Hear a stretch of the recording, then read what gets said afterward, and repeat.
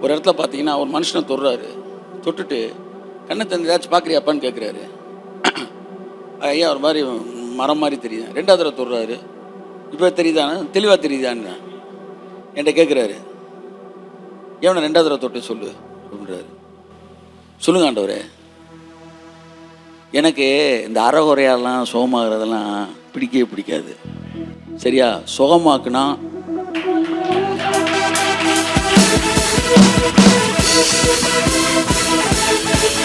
என்ன சாமி கைதட்டு.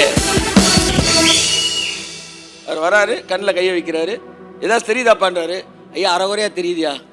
சரிங்க அப்படின்னு ஒன்று போயிட்டாருன்னு நினைக்கிறான். திரும்ப துடுறாரு. யாருங்கன்றான். நான் தான்டா. இன்னும் போல எங்கயா போல. ஏன் அது எப்படி?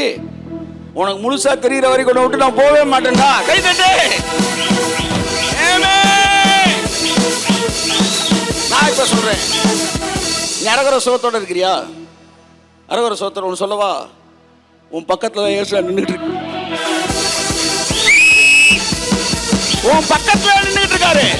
உன்னை சுகமாக்குற வரைக்கும் அவர் விட போறதே கிடையாது. கை தட்டி கை தட்டி கை தட்டி கை தட்டி. இதோ வாசப்படி வந்து கதவை தட்டி கொண்டே இருக்கிறேன்.